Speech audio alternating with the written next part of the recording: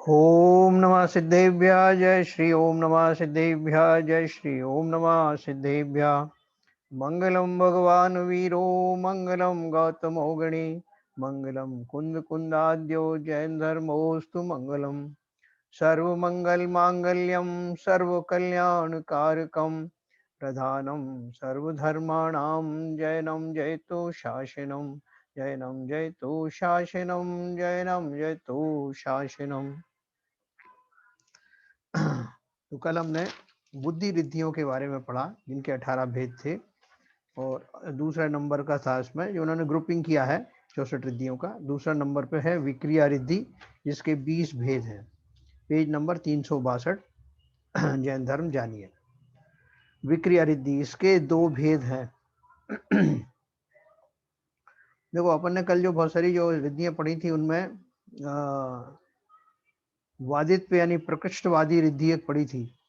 उसमें क्या लिखा था अपन ने, वाद विवाद में किसी से भी पराजित नहीं होने की शक्ति। तो वो जो आचार्य वगैरह होते हैं या जो रिद्धिधारी मुनि होते हैं उनके अंदर सहज में ही ऐसी शक्ति विकसित होती है कि वो किसी से भी अगर उनका जो है दर्शन के संबंध में किसी से अगर चर्चा हो तो हमेशा वो विजित होते हैं। तो इस तरह की जो रिद्धि है वो उनके तप के प्रभाव से प्रकट होती है। और अभी जो लोक में जैसे इतने रिद्धिधारी मुनि नहीं भी हैं तब भी जो है आपने देखे बहुत सारे जो है जैन धर्म के जो प्रवक्ता होते हैं वो एकदम निर्भीकता से और बिल्कुल स्पष्टता के साथ जब जो इस तरह का जो परिवाद करते हैं तो वो उनकी क्लैरिटी देख करके लोग दंग रह जाते हैं। वो निर्भयता क्लैरिटी और वो जो, क्योंकि वो सीधी आत्मा से जुड़ने वाली बात है, कहीं कोई राग रंग लगा करके बात करने वाली बात नहीं है, इसलिए बहुत स्पष्ट आती है। तो भले ही वो रिद्धि का जो रूप ना हो लेकिन ऐसा जो है वो सामर्थ्य उन जीवों के प्रकट हो जाता है, भले ही वो मुनि ना भी हो। उस अपेक्षा से तो नहीं, मतलब मैं उसी जाति का बता रहा हूँ। दूसरा विक्रिया रिद्धि इसके 2 भेद हैं, क्रिया व विक्रिया। क्रिया रिद्धि के भी 2 उपभेद हैं, चारण और आकाशगामित्व। चारण रिद्धि 8 प्रकार की होती है और आकाशगामित्व 1 प्रकार की होती है। इस प्रकार क्रिया रिद्धि 9 प्रकार की होती है, विक्रिया रिद्धि 11 प्रकार की होती है। इस प्रकार इस रिद्धि के कुल 20 भेद हैं। देखो 20 भेद कैसे हैं वो। पहला, क्रिया रिद्धि 9 प्रकार की निम्नानुसार होती है। पहली चारण रिद्धि, पंचारण रिद्धि से बहुत प्रसिद्ध है। चारण का अर्थ चलना होता है। इसके 8 भेद निम्न प्रकार के हैं। पहला, जल चारण रिद्धि। चारण माने चलना, बिना जलकायिक जीवों की विराधना किए हुए जल के ऊपर चलने की शक्ति। दूसरा, जंघा चारण रिद्धि, घुटनों को बिना मोड़े हुए भूमि से 4 अंगुल ऊपर चलने की शक्ति। कीचड़, भस्म, गोबर और भूसे आदि पर गमन करने वाला यहाँ अंतर्भाव है। आपने देखा होगा वो कई बार फिल्मों में भी ऐसे दिखाते हैं या जैन फिल्म पिक्चर्स में दिखाते हैं कि बिना घुटने मोड़े ऐसे सीधे के सीधे वो चलने लगते हैं जंगा मोड़े बिना। तो वो जो है ये इस तरह का जंगा चारण रिद्धि है। तीसरी है तंतु चारण रिद्धि, मकड़ी के तंतुओं के ऊपर पैर रखकर बिना क्षति पहुंचाए चलने की शक्ति। चौथी है फल चारण रिद्धि, फलों में रहने वाले जीवों की बिना विराधना किए फलों पर चलने की शक्ति। पांचवा है पुष्प चारण रिद्धि, फूलों में स्थित जीवों को हानि पहुंचाए बिना फूलों पर चलने की शक्ति। छठवीं है आकाश चारण रिद्धि, बिना जीवों को हानि पहुंचाए जमीन से 4 अंगुल ऊपर आकाश में चलने की स्थिति की शक्ति। है ना, जमीन से 4 अंगुल ऊपर, तो वो जरूर नहीं कि ऐसे आसमान में ऐसे पक्षियों की तरह उड़े, तो वो उतना ऊपर उड़ते हैं कि जिससे कि जमीन पे इससे कि जीव ना मरे। फिर बीज चारण रिद्धि, अंकुरित अंकुरित बीज पर बिना उसमें स्थित जीवों की विराधना किए चलने की शक्ति। 8वीं है श्रेणी आदि चारण रिद्धि, मेघ, हवा, अग्नि, धारा, ज्योतिष आदि श्रेणियों के अनुसार आकाश में गमन करने की शक्ति। जैसे अग्नि शिखाओं पर बिना उनमें स्थित जीवों की विराधना किए गमन करना अग्निचारण रिद्धि कहलाती है। इसमें जो श्रेणी दिया हुआ है वो श्रेणी का अर्थ यह है कि जैसे ये पटल होते हैं ना, जैसे लेयर्स, हवा की जो लेयर है, बादलों की जो लेयर है, अग्नि की जो, जहां तक अग्नि का जो प्रकोप चल रहा है वो वहां से उसकी ऊपर की लेयर, ये ऐसा ये ज्योतिष मंडल है, वहां वो श्रेणियों के ऊपर चलना, क्योंकि ये वैसे तो अलग अलग उन्होंने ऊपर दिया हुआ है, जल चारण, गंगा चारण, तो यहाँ उन्होंने विशेष प्रकार से वो लेयर्स जो हैं उनके ऊपर चलने की बात बताई है। जैसे अग्नि शिखाओं पर बिना उनमें स्थित जीवों की विराधना किए गमन करना अग्निचारण रिद्धि कहलाती है। अभी हमने 8वां जो रिद्धि पढ़ी चलने की, इसका पर्पस क्या है, ऐसा उनको चलने की जरूरत क्या आई, क्यों, है ना? क्या है कि जब वो जीव तपश्चरण में मग्न होते हैं तब उनको थोड़े थोड़े भाव आते हैं, कहीं और की जगह की वंदना करना जाने हैं, कहीं मंदिरों में जाना है, कहीं कोई और दूसरे क्षेत्रों में जाना है, तो वो उन क्षेत्रों में अगर जाने के भाव हो, तो जैसे अपने यहाँ विहार करते हैं मुनि, तो उनको जमीन से होकर ही चलना पड़ता है, और रास्ते में बहुत सारे जीव जो है मरते ही हैं, भले कितना भी आप देख के चलो, लेकिन सूक्ष्म जीव तो मरते हैं। तो इसलिए वहां उनको ऐसा सहज में ही प्रकृति की तरफ से एक उपहार मिला होता है, मतलब उनकी तपस्या के बल से, कि वो इन जगहों पर बिना वहां के जीवों को किसी तरह का आघात पहुंचाए बिना और अपने गंतव्य स्थान पर पहुंच जाते हैं। ये उनके तपश्चरण में के प्रभाव से प्रकट हुई है और उसी तपश्चरण को साधने में सहायक होती है, क्योंकि वो विहार करते रहते हैं इधर से उधर। फिर दूसरी तरह की है आकाश गामित्व रिद्धि। साधु के सुखासन से बैठे बैठे या खड़े रहकर बिना डग भरे आकाश में चलने की शक्ति। ये अपने कार्टून पिक्चर्स में दिखाते ना, कि वो ऐसे इधर से उधर सरक गए हो, उनको उनको कुछ जो पैर उठाने की जरूरत नहीं, वो उस तरह की जो उनकी बैठे हुए हैं सुखासन में ही, और उनके भाव आए जाने के तो वो बैठे बैठे चले जाते हैं, उधर आगे बढ़ जाते हैं। साधु के सुखासन से बैठे बैठे या खड़े रहकर बिना डग भरे आकाश में चलने की शक्ति।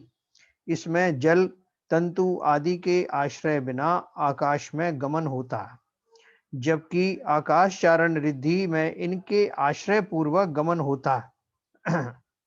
देखो इसमें क्या लिखा है, साधु के सुखासन से बैठे बैठे या खड़े रहकर बिना डग भरे आकाश में चलने की शक्ति।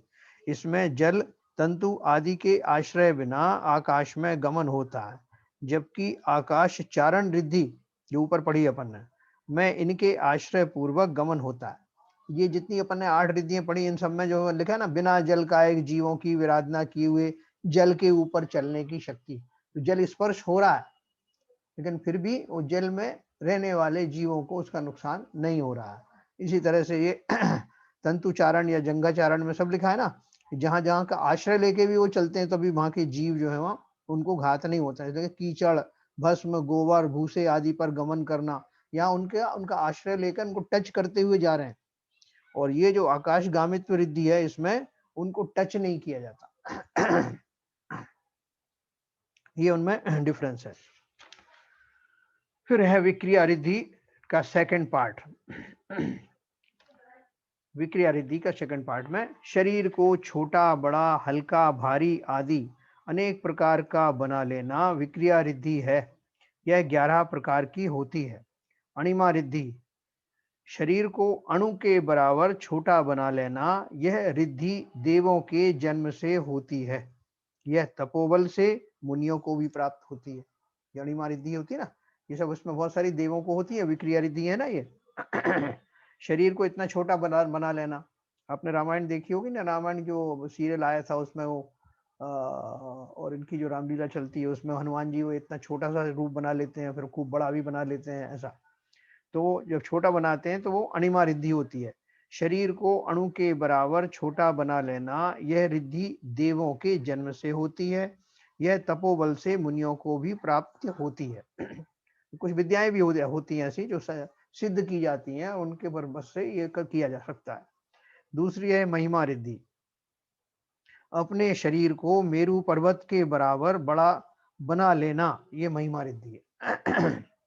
अपन कहते हैं ना उनको, विष्णु कुमार मुनि को, कि उन्होंने अपने उनको विक्रिया रिद्धि प्राप्त थी, तो उन्होंने अपने शरीर को पहले तो छोटा बनाया, वामन रूप बनाया। जब वो राजा बलि से उन्होंने जो 3 पैर पैर जमीन मांगी थी ना, तो पहले तो वो छोटे से बामन के रूप में गए थे, और उसके बाद उन्होंने इतना बड़ा बना लिया कि वो 3 पैरों में उन्होंने पूरी पृथ्वी को नाप लिया। तो वो ऐसी दोनों रिद्धियां विक्रिया रिद्धि के अंतर्गत आती हैं, अणिमा रिद्धि और महिमा रिद्धि। अपने शरीर को मेरु पर्वत के बराबर बड़ा बना लेना। तीसरी है लघिमा रिद्धि। शरीर को वायु से भी अधिक हल्का बना लेना। गरिमा रिद्धि में वज्र से भी कठोर व भारी शरीर बना लेना। फिर प्राप्ति रिद्धि में भूमि पर स्थित रहकर अंगुली से सूर्य, चंद्रमा, मेरु शिखर आदि को छू लेना। देखो इसमें से कुछ रिद्धियां जो है वो जैसे उनको नेमिनाथ भगवान को थी ना, तीर्थंकरों को भी बहुत सारी होती हैं। तो वो नेमिनाथ भगवान जो थे, बहुत बल था उनके शरीर में। उन्होंने जब वो कृष्ण जी से उनकी पत्नी के थ्रू थोड़ा विवाद हुआ था कि कृष्ण जी की एक पत्नी थी ना, उन्होंने जब उनको बोला कि मेरे पति जो है वो नारायण है, तो वो नेमिनाथ जी को बहुत चुभ गई थी वो बात, सत्यभामा ने कहा था। तो वो उस टाइम पे उन्होंने अपना बल दिखाने की वो किया, एक डेमोन्स्ट्रेशन किया। उन्होंने कृष्ण जी की पूरी सेना को बोला कि मेरी एक उंगली को मैं टेढ़ी करूंगा और पूरी सेना लगा के इसको सीधी करो। तो पूरी सेना लगा दी थी, वो उंगली सीधी नहीं कर पा रही। फिर उन्होंने जरा सा उसको सीधा किया तो सारी सेना दूर जाके गिरी। ये प्रख्यात जो है वो कथा उसमें आती है अपने शास्त्रों में। मतलब इतना बल होता है। तो भूमि पर स्थित रहकर अंगुली से सूर्य, चंद्रमा, मेरु शिखर आदि को छू लेना। प्राकाम्य रिद्धि माने जल के समान पृथ्वी पर और पृथ्वी के समान जल पर चलना। मतलब जैसे अपन चलते हैं पृथ्वी पर, उसी के तरह से जल में चलना, और जैसे पृथ्वी पर चलते हैं जल के समान पृथ्वी पर चलना और पृथ्वी के समान जल पर चलना। फिर ईशित्व रिद्धि, समस्त जगत पर प्रभुत्व करने की शक्ति होना। वशित्व रिद्धि, जीव समूह को वश में करके उनका मनचाहा आकार बनाने में सक्षम होना। देखो हमारे यहाँ बहुत सारे मंत्र वगैरह भी दिए हैं, वशीकरण मंत्र होते हैं, कुछ और मंत्र होते हैं जिसमें कि सारे जगत पर जो प्रभाव जमा लेना या जीवों को वश में करना, ऐसे अपने मंत्रों में भी लिखा होता है, उनके हेडलाइंस में लिखा है टाइटल में कि ये मंत्र इस काम के लिए है। भले ही वो हम सिद्ध ना कर पाए, लेकिन वो सिद्ध किए जा सकते हैं, और यहाँ तो ये रिद्धियां उनको प्रकट हो जाती हैं। अप्रतिघात रिद्धि, शिला, वृक्ष, पर्वत आदि के आर पार जाने में समर्थ होना, पूरे उसके आर पार निकल जाए। अंतर अप्रतिघात है ना, मतलब कोई उसकी उनको अवरोध नहीं बना सकता। अंतर्धान रिद्धि, अदृश्य हो जाने की शक्ति होना। देखो इस रिद्धि का जो चर्चा जो है वैष्णव धर्म में भी बहुत होता है कि वो ऋषि आए और वो थोड़ा उनसे बात की, वरदान दिए और वो अंतर्धान हो गए, या कोई देव देवी आए और अंतर्धान हो गए। तो अंतर्धान होना ही बहुत प्रसिद्ध शब्द रिद्धि है। अदृश्य हो जाने की शक्ति होना। 11वां है काम रूपित्व रिद्धि, इच्छानुसार अनेक रूप बनाने में समर्थ होना। इस तरह की ये 11 विक्रिया रिद्धि 11 तरह की होती हैं। फिर ये तप रिद्धि है। तप रिद्धि पढ़ने से पहले मैं आपको अनम्यूट करूंगा, फिर इसके बारे में बात करते हैं।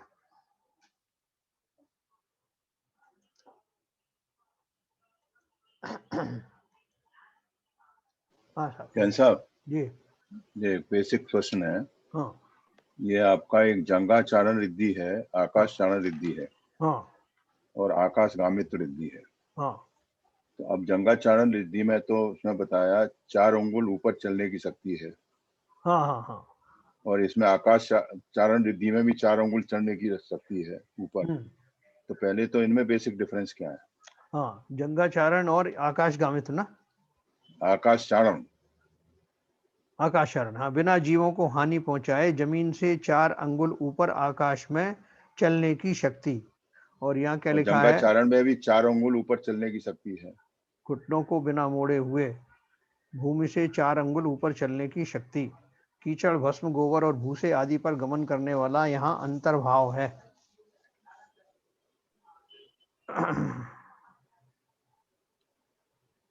अभी देखो इसमें खाली एक ही मुझे डिफरेंस लग रहा है कि उसमें ऊपर लिखा है कि घुटनों को बिना मोड़े हुए, और हाँ। इस वाली में घुटने मोड़ने नहीं मोड़ने की बात नहीं की गई है। भाई इतना ही मुझे इसमें डिफरेंस लग रहा है। और अच्छा, हाँ, दूसरा ये आकाश है, और भूमि का भी तो डिफरेंस है ना सब। नहीं वहां भी ऊपर ही है ना वो, वो भूमि का हो कहीं भी हो, ऊपर तो चल रहा है 4 ना, इंच तो ऊपर ही। ऊपर हो गया तो वो आकाश ही हो गया। हाँ, और क्या बोल रहे हैं? और इसमें दूसरा ये है कि आकाशगामित रिद्धि, हाँ, साधु के सुखासन बैठे बैठे खड़े रहकर डग भरने में, भरे इसमें बिना हाँ, डग भरे। हाँ, तो इसमें भी क्या कहते हैं, जो जंगाचारण रिद्धि है, हाँ, उसमें भी क्या कहते हैं, वही स्थिति है। वो चाहे 4 अंगुल नीचे हो चाहे ज्यादा हो, है तो नहीं, आकाश में ही ना। नहीं मैं बताऊं, उसमें, थोड़ा सा अंतर है। हाँ, मैं उसमें चल बताऊं रहे क्या? हो। हाँ, हाँ बोलिए। बताइए बहन जी, बताइए। जो जंगाचारण है ना, उसमें जी। बिना घुटने मोड़े हाँ, रोबोट की तरह चलते हैं, जैसे रोबोट चलते हैं ना, हाँ, हाँ हाँ, रोबोट की तरह चलते हैं, लेकिन कदम बढ़ाते हैं। कदम तीर्थंकर भी बढ़ाते ऐसे चलते हैं, अच्छा तीर्थंकरों का गमन भी ऐसे ही होता है। और हाँ, जो जी। आकाश चारण है, उसमें चल तो 4 अंगुल ऊपर रहे हैं, लेकिन जैसे हम चलते हैं ना घुटने मोड़ के, नॉर्मल ऐसे हाँ, चलते हैं। वही बोल रहा हूँ, वही अच्छा, डिफरेंस मुझे दिख रहा है ओके उसमें। और आकाशगामिनी में तो मतलब जैसे हवा उनको उठा के ले जा रही है ऐसे, मतलब वो ना तो खड़े हैं तो भी डग नहीं भर रहे हैं, और हाँ, बैठे हैं तो भी डग नहीं भर रहे, कोई पुरुषार्थ नहीं कर रहे, हाँ, बस बैठे बैठे जा रहे हैं या खड़े खड़े जा रहे बहुत बढ़िया। अच्छा, हाँ। एक सवाल नहीं, और पर है। आकाशगामी में तो बहन जी उसका आश्रय नहीं है ना, एक्चुअली उसमें तो लिखा है ना, जल तंतु आदि का आश्रय लिए बिना है। हैं। हाँ, तो वो तो उसमें आकाश में चल न रहे तो हैं। हाथ पैर चला रहे हैं, न पैर चला रहे हैं, न हाँ, हवा का सहारा ले रहे हैं। मतलब मैं वो बता रही हूँ, उदाहरण के लिए बता रही हूँ कि सहारा नहीं ले रहे हैं, मतलब ना कोई पुरुषार्थ नहीं कर रहे हैं, चाहे खड़े हैं चाहे बैठे हैं, वैसे के वैसे ही जा हाँ, रहे हैं। डग वग कुछ नहीं मैं भर रहे हैं ना उदाहरण के वो। लिए कह रही हूँ, जैसे हवा उड़ा के ले जा रहे हैं।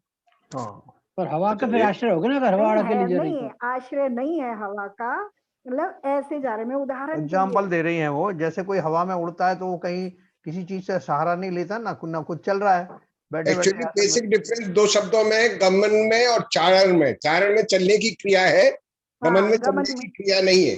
हाँ, हाँ, बस जा रहे हैं। जैन साहब, एक हाँ, प्रश्न और है हाँ, कि ये जितनी रिद्धियां आपने डिवीजन सब डिवीजन बताए, हाँ, एक जीव को एक बार में एक ही रिद्धि होगी, कई रिद्धियां हो सकती हैं? कहीं भी हो सकती है। कई भी हो सकती हैं। अच्छा, हाँ, तीसरा ये है, ये इस पे आ जाइए, प्रकाम्य रिद्धि। हाँ, इसमें लिखा है जल के समान पृथ्वी पर और पृथ्वी के समान जल पर चलना। हाँ, इसका थोड़ा एलोबरेट करेंगे? हाँ, देखिए, जल के समान पृथ्वी पर, अपन जल में जब चलते हैं मान लो, तो जल में जीव कैसे तैरता है, जैसे अच्छा, जल में चलना मतलब तैरना। तो हम्म, अगर उनको ऐसा भाव आ जाए तो वो पृथ्वी पर भी ऐसे ही चल सकते हैं जैसे कोई तैर रहा हो, अधर होकर के। ओके ओके, और वो पृथ्वी पर जो है जल के समान चलेंगे, जैसे वहां पे पृथ्वी पर चल रहे हैं, एक तो ये हो गया। और जल में पृथ्वी के समान, जैसे हम पृथ्वी पर चलते हैं ऐसे जल में चल के जा सकते हैं। ठीक है सर, थैंक यू। मेरा एक क्लैरिफिकेशन चाहिए सर मेरे को। हाँ, इसमें पहली वाली ये विक्रिया रिद्धि सभी जो है आ, देवों को होती है, या खाली केवल जो पहली वाली रिद्धि है अणिमा रिद्धि जो है वही तपोबल से मुनियों को प्राप्त होती है? मुझे लगता है कि ये विक्रिया रिद्धि सभी देवों को प्राप्त होती है। विक्रिया रिद्धि के इतने भेद बताए ना, 11 बताए हैं, तो उनमें से काफी कुछ 11 के देवों को, 11 देवों को होती है। देवों को ज्यादातर होती है इसमें से। अब सभी होती है कि नहीं ऐसा उन्होंने लिखा नहीं है, नहीं, लेकिन कब तो शरीर वैक्रेक है ना। हाँ, विक्रेक तो है। देखो, इसमें बहुत सारी चीजें जो ऐसी हैं जो कि अपन जानते हैं कि वो देवों में अवश्य होती हैं, जैसे अदृश्य हो जाने की शक्ति, इच्छानुसार रूप बनाने की शक्ति, फिर ये आर पार हो जाने की शक्ति, ये सब अपन ने पढ़ी है और देवों को किसी न किसी रूप में कहानियों में आया है। हाँ, हाँ, तो मुझे लगता है ये मेजॉरिटी तो जो है देवों को होती है। और हाँ, ये मतलब भाव के हिसाब, जन्म के हिसाब से होती है कि जहाँ उनका जन्म होता है उन्हें ऐसी प्रकट होती है, एग्जैक्टली। जबकि मुनियों को उनके तपश्चरण के कारण वो प्रकट होती है। ना तो मुझे क्लैरिफिकेशन इससे चाहिए। अणिमा रिद्धि में एक सेंटेंस दिया है, यह रिद्धि तपोबल से मुनियों को प्राप्त होती है। हाँ, is it a common sentence for all of them? विक्रिया रिद्धि पूरे 11 की 11 के लिए है, खाली एक के लिए है?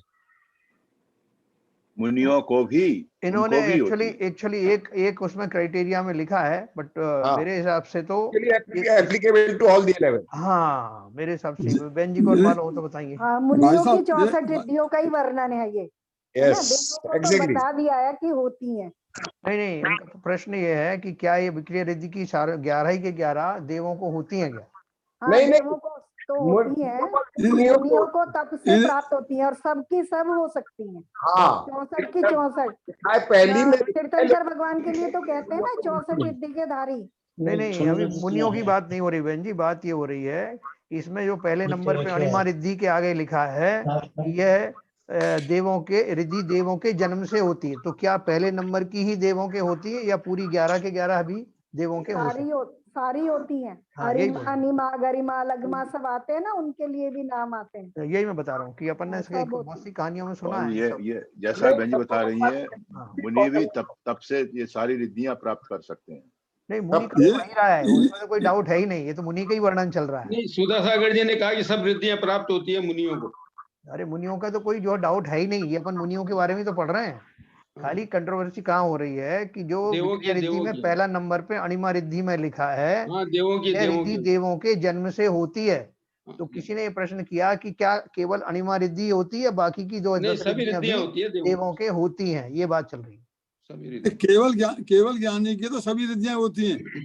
जहाँ तक सब एक ऐसा जो अभी जहाँ तक केवल ज्ञानियों की चलने फिरने, केवल ज्ञानी को रिद्धियों की जरूरत क्या बाबूजी? नहीं जल्दी, अरे क्यों अब क्यों जरूरत नहीं है? केवल ज्ञानी तो जाते हैं, क्या नाम है, बिहार करते हैं, तब कैसे बिहार करेंगे, समोषण लगेंगे, अलग अलग जगह पर जाते हैं भगवान, तो वो भी सीधे चलते हैं, बिना घुटना मोड़े चलते हैं, तंतुओं पर चलते हैं, उन पर चलते हैं, बिल्कुल ऊपर चलते हैं, जैसे सब विवरण जमीन से 4 इंच ज्ञानियों के विवरण जब आता है चलने का, तो सब व्यवहार का विवरण जब आता है, तब उसमें सब बताया जाता है कि ये रिद्धियां जो है सब उनको होती हैं। वो एक्चुअली क्या है, वो केवल ज्ञान के अतिशय में आती है बाबूजी। हाँ। वो रिद्धियां जो है केवल ज्ञान का जो अतिशय होता है वो कह रहा था, रिद्धियां से नहीं चलते हैं, वो तो सात्विक स्थान में प्राप्त हो जाती है रिद्धि।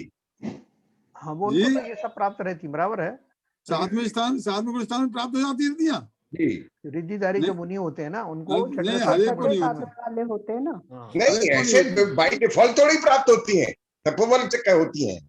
हाँ, तपोबल तब तो करते हैं, होती है, किसी को होती है, हर किसी को नहीं होती। 6वें 7वें गुण स्थान में तप तो होता ही है, ऐसा नहीं कि बिना तप के कोई रह जाएगा, साहब मैंने बहुत तप कर लिया। अब रिद्धियों के लिए विशेष तप सर। हाँ, रिद्धियों के लिए तप कोई नहीं करता भैया, मुनि कोई रिद्धियों की तप नहीं करता, कोई मुनि रिद्धियों के लिए तप नहीं करता। जन साहब, मेरा भी एक क्वेश्चन है इसमें। हाँ, बोलिए। ये मतलब हम इसका वो पढ़ते भी, मंत्र में पढ़ते हैं, जब शुरू में पूजा भी करते हैं 64 रिद्धिधारी का, उसको भी करते हैं, लेकिन मेरे को आत्म कल्याण में ये कैसे सहायक होती है, वो रिलीवेंस मेरे को थोड़ा अभी तक समझ में नहीं आया। मतलब ये 64 रिद्धिधारी 64 रिद्धियां पैदा होती हैं, मतलब तप से पैदा होती हैं, या कुछ उनको स्वतः ही मिल जाती हैं, लेकिन ये अपने आत्म कल्याण में कहाँ कैसे सहायक होंगी, वो कैसे रिलीवेंस है, वो थोड़ा मैं बताता हूँ, लगेगा तो ज्यादा अच्छा लगेगा। देखो, अभी एक मिनट, जो आगे की रिद्धि आने वाली हैं उनमें आपको ये एक मिनट को, जो आगे की रिद्धि आने वाली है उसमें ये आपका प्रश्न एड्रेस हो जाएगा। आप क्या बोल रहे हैं शरण जी? मैं ये बोल रहा हूँ कि कह रहे हैं ना कि मुनि रिद्धि प्राप्त करने के लिए तप नहीं करते हैं, ये बात सही है। तप उनका इतना उच्चतम स्तर का हो जाता है कि रिद्धियां ये अपने आप उनके अंदर आ जाती हैं, बिल्कुल आ जाती हैं। और एक मिनट बाबूजी, मुझे कंप्लीट कर लें दो प्लीज। जो आरपी जैन साहब कह रहे हैं कि 7वें गुण स्थान से रिद्धियां प्राप्त होना शुरू हो जाता है, तो उनका कहने का मतलब यह है कि 7वें गुण स्थान पर ही उनके तप का इतना बल होता है, इतनी प्रखरता होती है कि रिद्धियां अपने आप उनको प्राप्त हो जाती हैं। ये मैं जो समझता हूँ, यही कंफर्म करना चाहता हूँ एसके जैन साहब से। हाँ, क्या ये सेंटेंस सही है? सभी ने यही कहा है कि जो जिन मुनियों का इस जाति का इतना लेवल होता है उनके तपश्चरण का, तो ये रिद्धियां प्रकट होती हैं जी। और वो रिद्धियां प्रकट होने में ये भी हो सकता है कि सबको एक सारी रिद्धियां प्रकट ना हो। ये मैं कह रहा हूँ, है ना, लेकिन रिद्धियां कितनी होती हैं ये इसमें बताया गया है, और उनका क्या क्या, उनका जो है रूप क्या है, उनसे क्या क्या व्यवस्थाएं होती हैं। और श्रावकों को कैसे पता लगेगा कि किस कौन से मुनि में कौन सी रिद्धि है, सब पता लग सकता है? श्रावकों को तो बहुत सी चीजें नहीं पता है अभी कि आत्मा का जो कल्याण होता है वो कौन से भाव होते हैं, है ना। अभी इसमें भी जो है भाव थोड़ी उनको बताओ कि वो रिद्धियां जो है वो कौन से भावों से प्रकट होती हैं, लेकिन कभी अपने सामने आ जाते हैं। कुछ कहानियों में अपन पढ़ते हैं प्रथमान योग की, कि वो चारण रिद्धिधारी मुनि आए, उन्होंने शेर को उपदेश दिए महावीर स्वामी के जीव को, है ना। अपन तो कथाओं के माध्यम से ही जान पाते हैं ना ये सब बातें। तो उस काल में तो जरूर होता होगा, जहाँ जब ये रिद्धियां होती चतुर्थ काल आदि में, तब तो लोगों को दिखाई देते होंगे ऐसे मुनि। अभी वर्तमान काल में तो ऐसे रिद्धिधारी मुनि है नहीं। एक को उसमें अंकल जी ये जो संजय भैया ने पूछा ना कि कैसे पता चलेगा कि मुनियों को श्रावकों को, तो ये व्हाट्सएप पे बहुत ये इनका आचार्य श्री का आया था कि कोई ये तांत्रिक रहते ना जो दूसरे कास्ट के, तो प्रमाण सागर महाराज जी ने उसमें बताया था, उनने हमने भी सुना है शंका समाधान में कई बार उन्होंने बोला है कि वो उनके पास दर्शन करने गए तो उनको जो रिद्धि जो तांत्रिकों को उनको तो प्राप्त करते हैं, तो उनको तो पता रहती है, तो जब वो दर्शन करने गए तो उन्होंने आचार्य श्री के आसपास इन रिद्धियों के दर्शन किए होंगे, तो उन्होंने बताया कि हम जिन रिद्धियों को प्राप्त करने के लिए इतना तपस्या करते हैं और इनके पास तो ये रिद्धि अपने आप प्राप्त हो गई और वो उनकी तरफ देखते भी नहीं है। कई बार ये प्रसंग प्रमाण सागर जी ने ऐसे बोला है ये में, तो अच्छा उनके उसमें आया है कि वो मतलब, लेकिन आप कह रहे हैं सर कि ये चतुर्थ काल में होती थी रिद्धियां, अभी पंचम काल में होती नहीं, तो हाँ मैंने तो सुना नहीं, बहन जी सुना हो तो पता नहीं भाई। ये तो मैंने भी सुना है प्रमाण सागर जी महाराज से, हाँ उनको मतलब विद्यासागर जी को रिद्धियां प्राप्त हो गई, लेकिन वो उनका सभी रिद्धियां नहीं, कुछ रिद्धियां हैं उनके कुछ कार्यों से, उनके कुछ चमत्कारों से हमें चमत्कार ही लगता है, हम लोगों को चमत्कार लगता है, लेकिन वास्तव में वो रिद्धियां हैं तो कुछ प्रतीत होती हैं, ऐसा नहीं है सब नहीं होने में तो चमत्कार से नहीं है, उनके तपस्करण से है।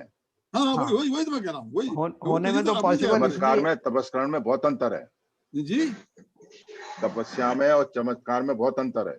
नहीं हमको चमत्कार लगता है, आप हम जो हैं, हम अपनी भूमिका में जाए, हम उनको हमें जब कोई कार्य ऐसा होता है रिद्धि वाला कोई मुनि करता है तो हमें चमत्कार जैसा लगता है, ये कह रहा हूँ मैं। देखो ऐसा है, अभी इसमें कुछ रिद्धियां और आने वाली हैं।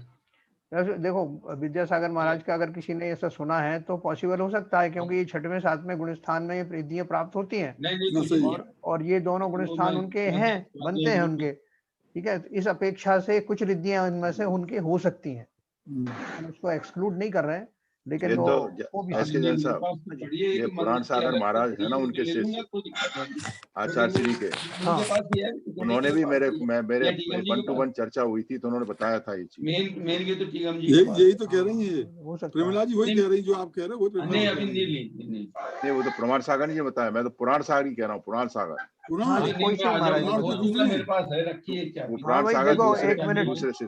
पदम चंद जी जो भी बात करें जो म्यूट करके कर लिया करें भाई, पदम चंद जी शुरू करता हूँ, पदम चंद जी भूल जाते हैं, ठीक है। तब विद्यासागर जी के जैसे रिद्धि बता रहे हैं तो किसी ने मतलब उसका विटनेस या कुछ ऐसा अनुभव किया है तो थोड़ा सा शेयर करेंगे कोई? विद्यासागर जी महाराज की जो रिद्धियां है उनके पास, तो अपने किसी धर्मी जन ने अगर उसको वहां देखा हो या विटनेस, तो कल ही बता रहे थे भाई साहब, ये एस के जैन साहब बता रहे थे ना, उनको कोई रास्ता नहीं मालूम है, कुछ नहीं मालूम है, चल देते हैं यूं ही, गंतव्य स्थान पे पहुंच जाते हैं। वो ऐसे तो मैंने उनको बहुत बार बहुत सारी चीजें, ये भाई साहब तो आंखों देखी बता रहे हैं, ये रिद्धियों का प्रभाव है, ये रिद्धियों का ही प्रभाव है सर। हाँ वही मैं ललित जी से कह रहा हूँ, मैं कल ही बताया था एस के जैन साहब ने। मतलब कुछ तो रिद्धियां हैं जो उनको बहुत सारी चीजें पता लग जाती हैं। देखो मैं आपको उसका एक और एग्जांपल बताऊं कि जब वो महाराज जो है विद्यासागर महाराज हमारे गांव में आए तो उस समय उन्होंने बताया, उनसे लोगों ने पूछा कि यहाँ कौन सी प्रतिमा मूल नायक बनाना चाहिए, किसका मंदिर आएगा, तो उसमें जो 3-4 लोग तो थे ही खाली इन्वॉल्व, जो कि उनके पास गए थे, उसमें हमारे पिताजी भी थे। वो पिताजी हमारे वो शुरू से ही शांतिनाथ भगवान के भक्त हैं, और महाराज को जब पूछा गया कि यहाँ कौन से मूल नायक बनने वाले हैं तो उन्होंने 1 मिनट के लिए आंखें बंद की और बोला कि यहाँ तो शांतिनाथ भगवान आ रहे हैं। उनके मुंह से ऐसा निकला, तो वो कहीं ना कहीं उनके ज्ञान में जरूर आया होगा। सही बात है ना। तो अब वो कैसे किस प्रकार की किस रूप में रिद्धियां वो मैं आपको नहीं बता सकता। बाकी अपन तो ये जाने कि जो 6वें 7वें गुण स्थान वाले जो मुनिराज हैं, जब उनका विशेष तपस्चरण होता है, क्योंकि सबको तो होती नहीं रिद्धियां, तो विशेष तपस्चरण के प्रभाव से किन्हीं मुनियों को जो रिद्धियां प्रकट होती हैं उनका उल्लेख अपन ने 64 रिद्धियों के माध्यम से किया। 64वीं रिद्धि का नाम केवल ज्ञान है। वो केवल ज्ञान सब मुनियों को तो नहीं होता है ना, इससे अपन लगा सकते हैं कि सब रिद्धियां सब मुनियों को नहीं होती, और क्या क्या हो सकती हैं वो अपन ने पढ़ा है। साहब ये चमत्कार जो होते हैं वो रिद्धियों की वाली पे होते हैं? हाँ, मुनियों को तो ऐसा जो है भाव नहीं आता कि हम कोई चमत्कार करें, सहज ही हो जाता है। जैसे अभी मैं आपको कुछ रिद्धियां बताने वाला हूँ, उस जैसे एक रिद्धि आएगी कि जिसमें वो जब अगर भोजन कर लें, उनको आहार जब अपन कराते हैं उन मुनिराज को, रिद्धिधारी मुनिराज को, तो वो उसके प्रताप से वो आहार इतना बढ़ जाता है उसकी मात्रा कि पूरी चक्रवर्ती की सेना खा जाए तब भी वो कम नहीं पड़ता। हाँ है ना, ऐसी बहुत सारी रिद्धियां उनको वो करने के लिए नहीं आते, लेकिन हो जाती हैं उनके प्रभाव से। ये अभी अपन पढ़ने वाले विशेष रिद्धियां हैं, इसके माध्यम से आप समझेंगे। भाई साहब, ज्ञान सागर जी महाराज जो आए थे ना हमारे यहाँ, जी, यहाँ हमारे खाकर में आए थे, उन्होंने जो किया था, तो जो बाद में आचार्य बन गए, तो वो उनका एक बात होता है, जिस घर में आहार लेते थे उनके पैर छप जाते थे। मैं तो बताया था ना 2 दिन पहले। बताया था। आपने बताया था। हाँ, वो बहुतों के साथ सुना है वो महाराज ये तो के। भुलेश्वर मंदिर में ही आहार लेते थे, उनके रोज उनके पैर छपते थे वहाँ पे। हाँ, बताइए अब ये पहले उनके पट्टे पे छपते थे, पटा पड़ोसी से लेके आई तो पट्टे पे झगड़ा हो गया, तो उस दिन से उन्होंने पट्टे पे आहार लेना बंद कर दिया। देखो, वो जो पट्टे पे जो पैर छपते हैं वो इन रिद्धियों में नहीं आता है, वो अलग से मैं उसका वर्णन करूंगा आपको कि वो कैसे होता है।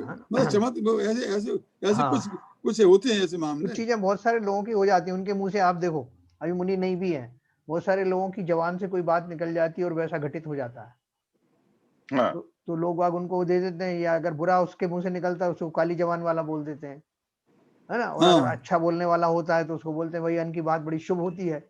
तो क्या है कि ये इस तरह की जो वो रिद्धि तो नहीं है, 32 दांत वाले, उस जाति की कुछ और क्वालिटीज होती है। 32 दांत वाले। 32 दांत वाले। हाँ, सही बात। ललित जी बिल्कुल सही कह रहे हैं। हाँ, ये भी कहा जाता है 32 दांत वालों की जो बात होती है वो पक्की हो जवान होती है, वो पक्की हो जाती है।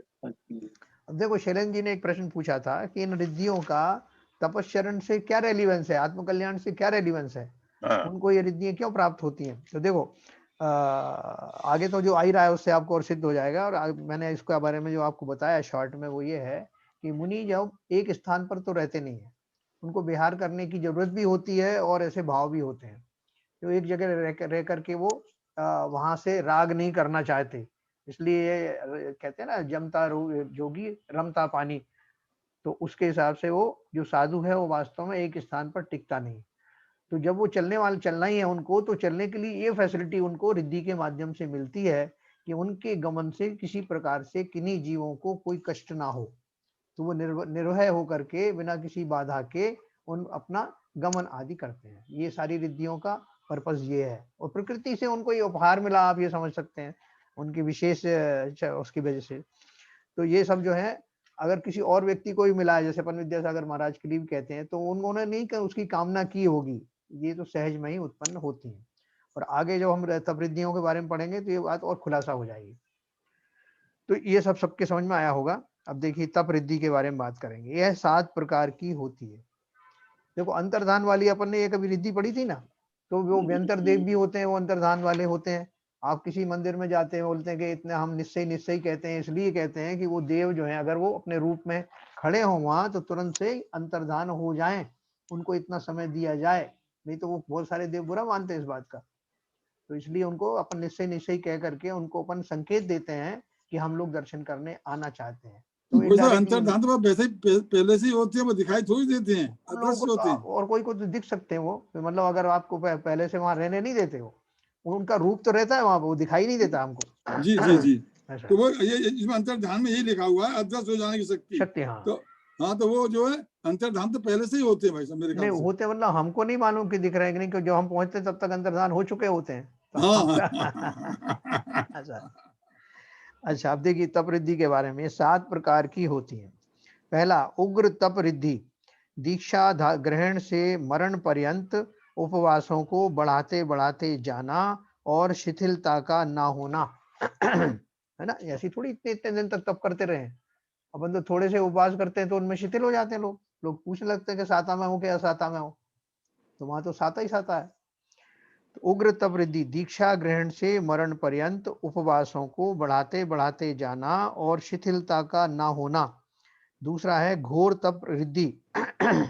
उपसर्ग अथवा कठिन रोग आदि से पीड़ित होने पर भी अत्यंत कठिन तप करने में समर्थ होना। है ना, उपसर्ग भी आ जाए भले ही, तब भी वो उतना कर लेते हैं। तीसरा है घोर पराक्रम तप रिद्धि, तीनों लोकों को उठाकर फेंकने और समुद्र जल को सुखा देने आदि का महान सामर्थ्य होना, है ना। अब देखो इसमें कई बार जो है वो जो दूसरे धर्मों में, क्योंकि पहले तो जैन धर्म ही था ना, उसके अपभ्रंश रूप से दूसरे धर्म जो है लोगों ने बनाए, तो बहुत सारी बातें उनकी जो है उसमें रह गई वो जैन धर्म संबंधी।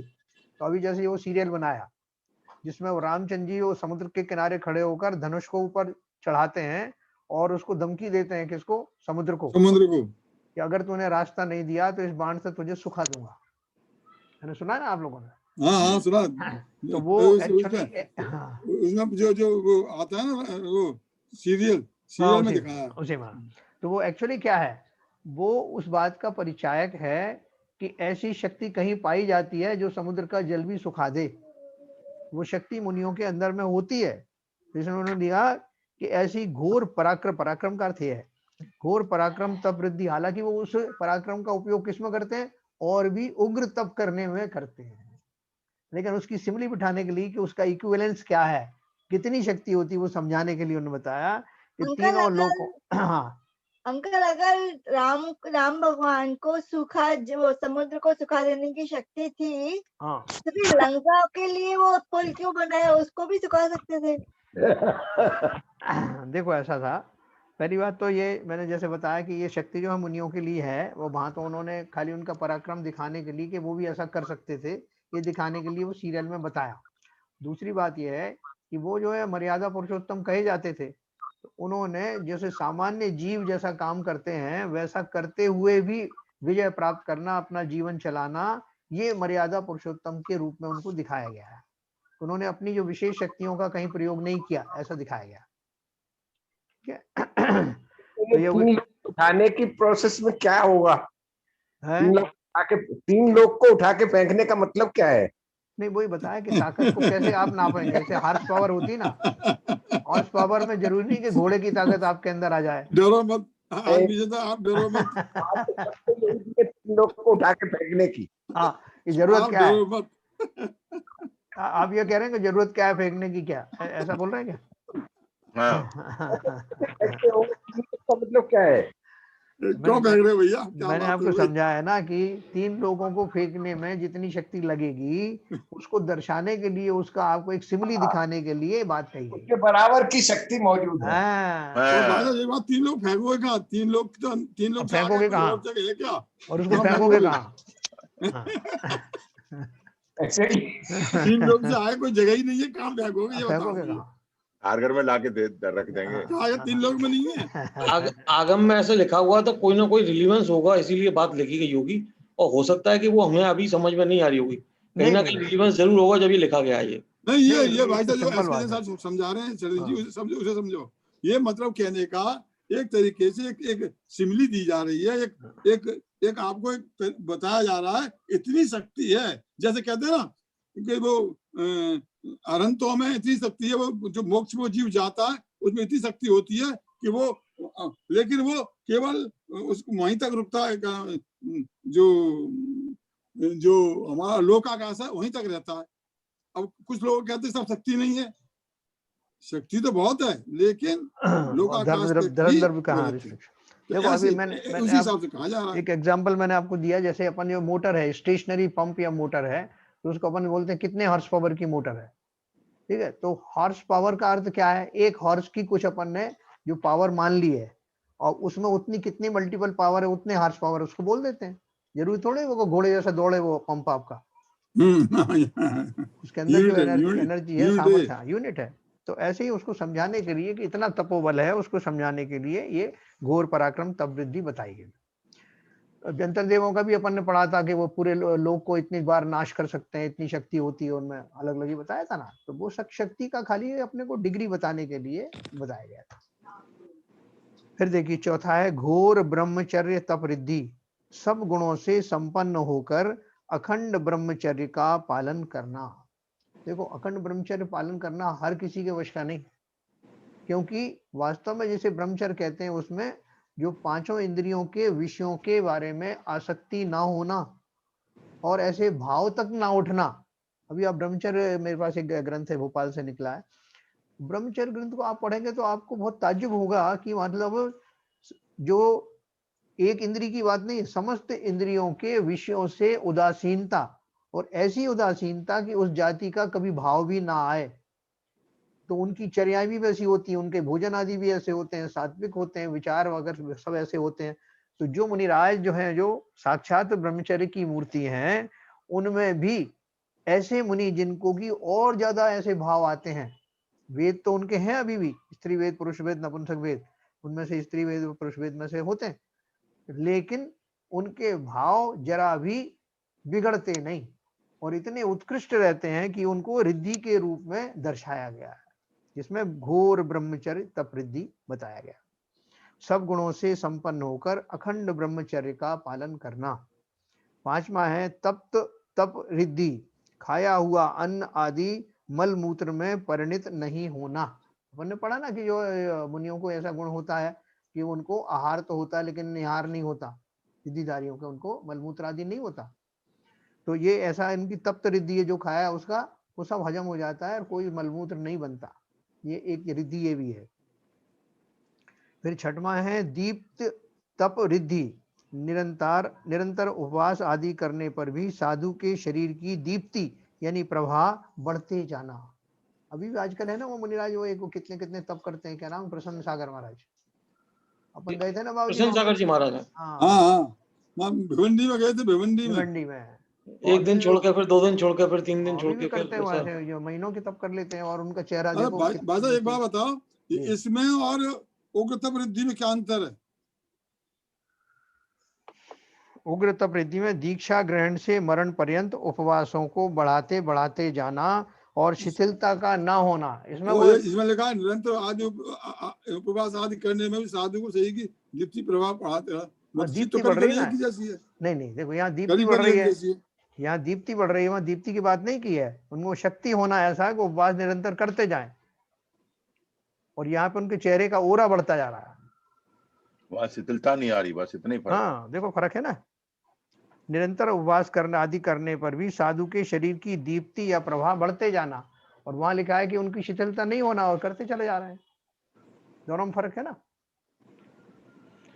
प्रसन्न सागर जी के बारे में जरा बताना चाहता हूँ मैं। अगले वाले वही लिखा है, महान उपवास आदि करने पर भी शरीर में शिथिलता नहीं आना, महातप रिद्धि, इसमें भी लिखा है। हाँ लिखा है। तो फिर क्या अंतर है उसमें?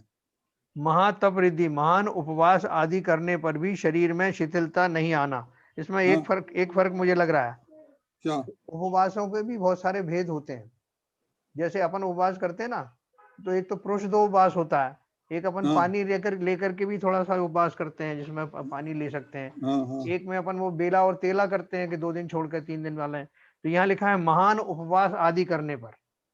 जो साधारण उपवास थे उनमें शिथिलता नहीं होना, ये तो पहली वाली रिद्धि में आ गया, दीक्षा ग्रहण से मरण पर्यंत उपवासों को बढ़ाते जाना। और यहाँ क्या है, एक विशेष प्रकार के उपवास करने पर भी उनके शरीर में शिथिलता नहीं आती। महान उपवास का तो कोई जिक्र हमने देखा नहीं, कोई भेद उसका उपवास का भेद में महान उपवास का भेद आया हो, हमने आज तक सुना नहीं कहीं। अभी सुना रहे ना आपको। पहले नहीं सुना आपने, इसलिए होते हैं ना वो जो बने थे, वो मासोपवासी थे, 1-1 महीने के उपवास करते थे। उसमें आता है ना, ये किनकी कथा में आता है, वो फिर वो हाथी बने थे मायाचारी करने से, दूसरे मुनि आ गए थे। त्रिलोक मंडन हाथी बने थे। हाँ, त्रिलोक मंडन हाथी बने थे। तो 6-6 महीने के उपवास कर लेते हैं। जैसे बाहुबली स्वामी 1 साल तक खड़े रहे उपवास, आहार के लिए थोड़ी ना गए वो 1 साल तक। बिल्कुल। तो ये इनमें से छांट लेना बाबू जी, आपको जो सूट करता हो वो रिद्धि आपको दिलवा दी जाएगी। कल उसको दिलवा देंगे कल। ये तो सब अच्छी हैं, चलेंगी।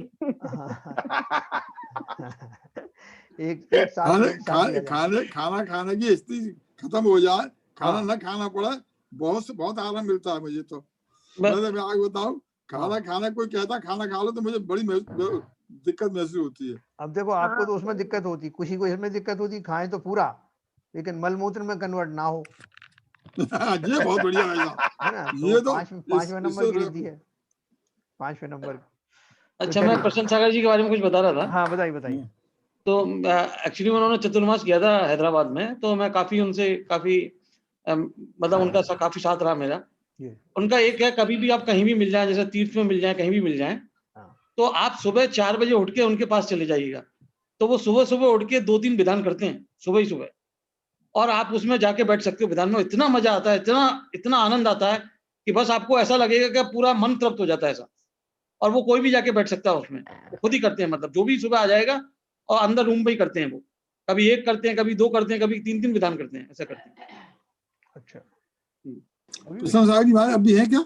हाँ, टीवी पे आते हैं ना वो कई बार। अच्छा, शांतिधारा नहीं एक वो थे महाराज, हम जो गए थे वहां पे मधुबन में, वो थुवन जी में देखने गए थे महाराज जी। 104 वर्ष के थे। उनके पास में चांदी के, कृष्ण सागर जी महाराज के पास में चांदी के लौंग रहते हैं, उससे जाप कराते हैं।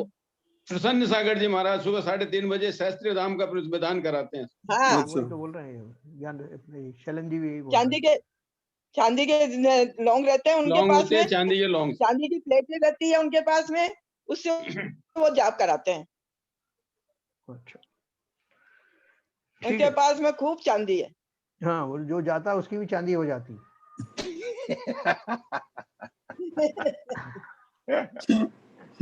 चलिए बढ़िया, बहुत बढ़िया है। देखो मुनिराज, तपस्वियों के तो दर्शन करने से वैसे ही विशेष लाभ होता है। जो शरीर में रोमांच आता है, या जो हमारी जो पॉजिटिव एनर्जी हमारे अंदर आती है, वो उसका जो है पूरी लाइफ में जो है उसका काम आती है वो सब। ये बात भाई जी सही कह रहे हैं आप। भिवंडी में जो देखा था हमने उनको, महाराज जी को, हमको खुद ताज्जुब हो गया था। जान 120 दिन का उपवास था उनका। हाँ, और कितना चेहरा खिला हुआ है। ऐसा चमक रहा था उनका चेहरा, जैसा कि पता नहीं कितना चमक रहा था। हाँ, कोई मेकअप करने की जरूरत नहीं होती। हाँ, हम भाई साहब आरबी जैन भी गए थे भाई साहब, तो आप भी गए थे, मैं भी गया था।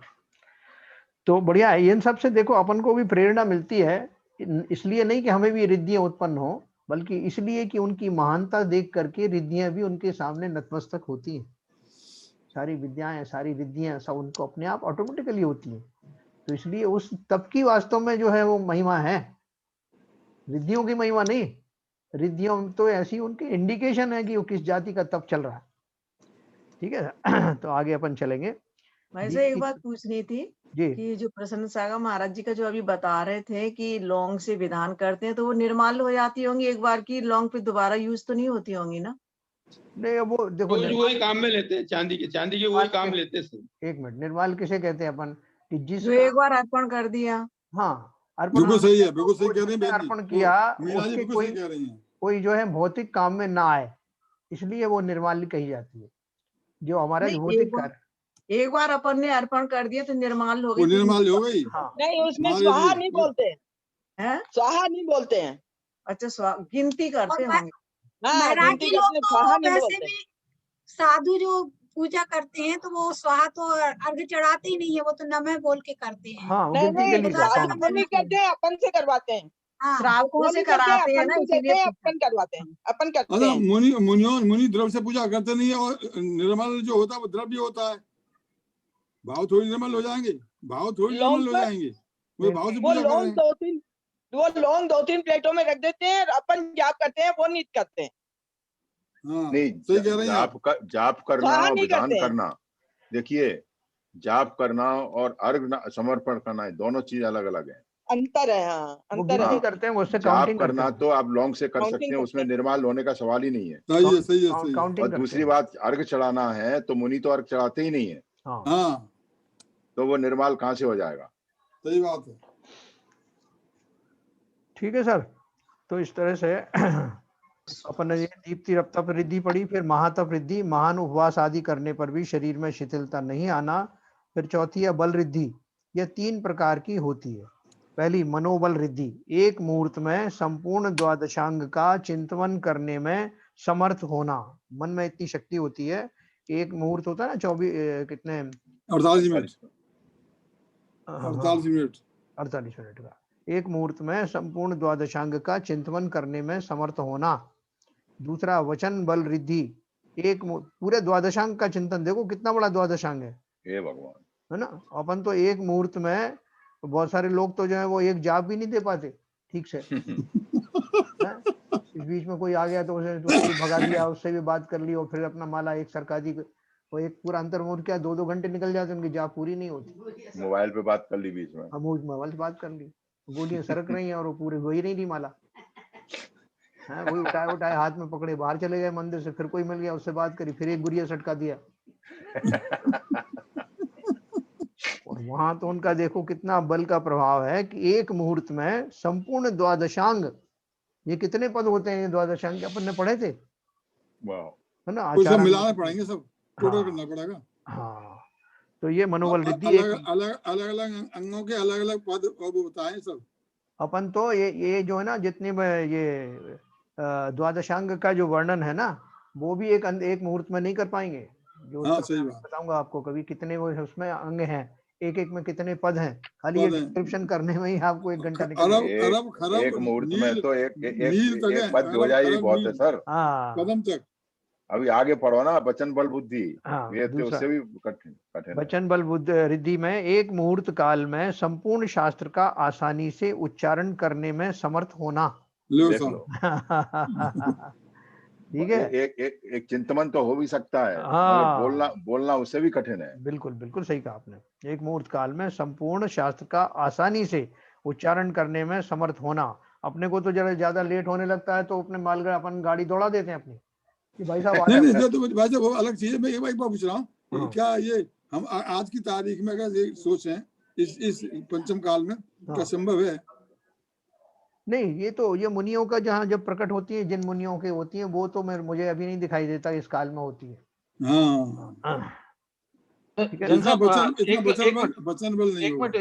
ये बात आप कह सकते हो, मतलब शास्त्रों के हिसाब से, लेकिन शक्ति तो होती है।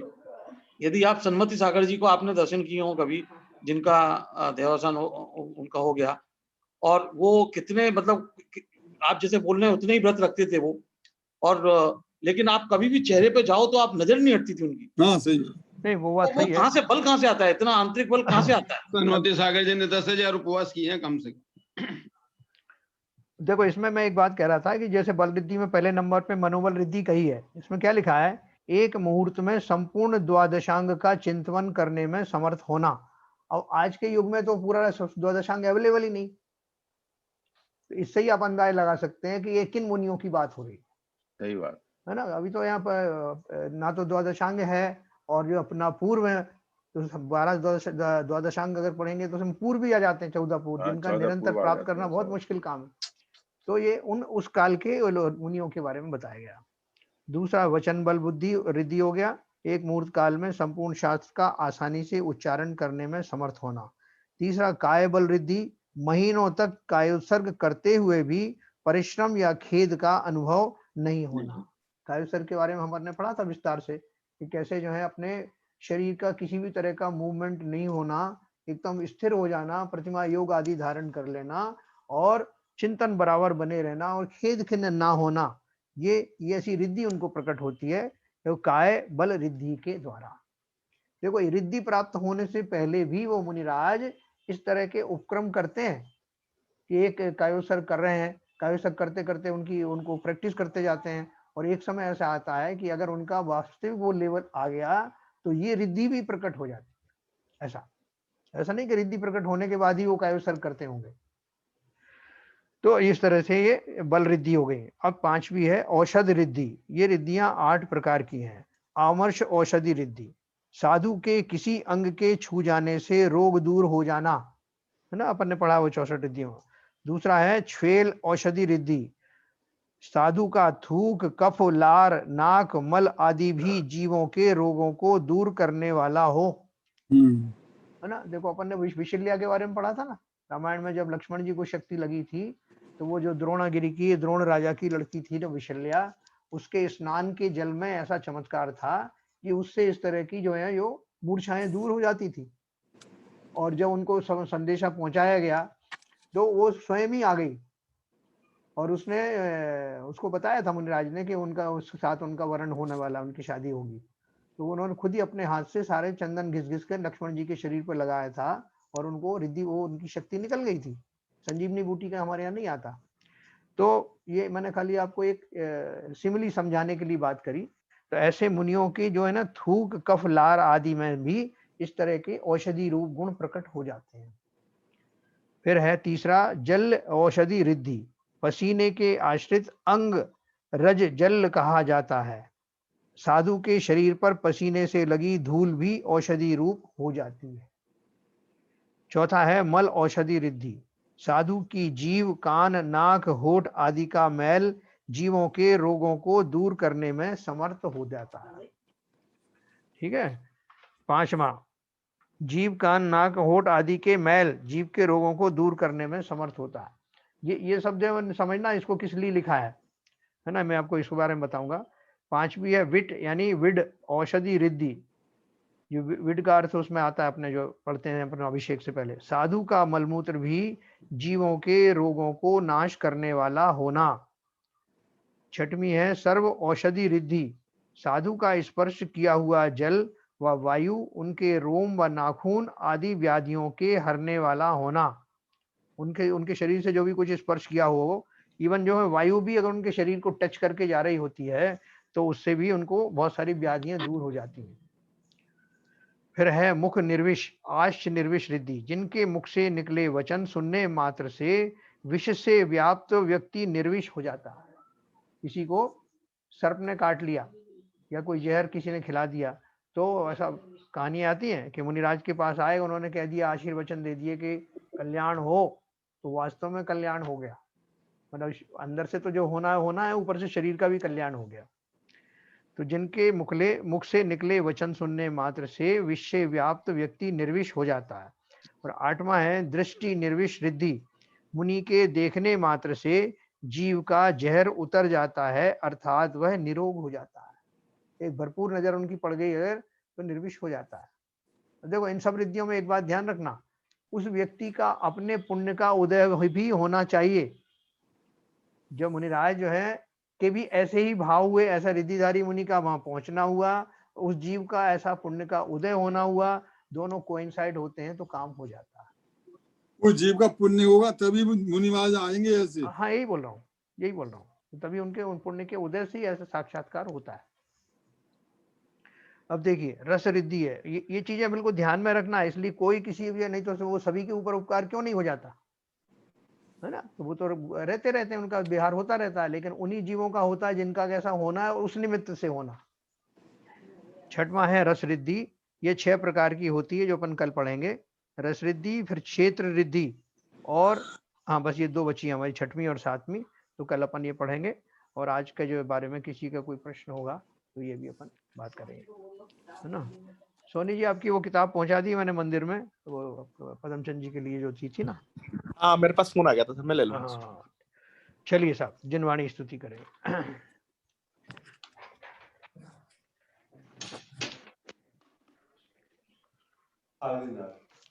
उनका मोक्ष कल्याण ज्यादा महत्वपूर्ण क्यों बोले, उसका कारण ये है। ललित जी। मिथ्यतम नाश को ज्ञान के प्रकाश को आपा पर भास को भानु शिव खानी है। द्रव्य जान को बंध विधि भान को स्वपर पिछान को परम प्रमाणी है। अनुभवताय वे को जीत जताय वे को कहु न सताय वे को भवे और आनी है। जहाँ तहाँ तार वे को पार के उतार वे को सुख विस्तार वे को यही जिनवाणी है। ये जिनवाणी भारती तो जपू दिन रहे, जो तेरी शरणा गए सो पावे सुख चैन। जिनवाणी के ज्ञान से सूझे लोकालोक, तो वाणी मस्तक नमो सदा देते हैं धो, सदा देते हैं धो। जिनवाणी माता की जय।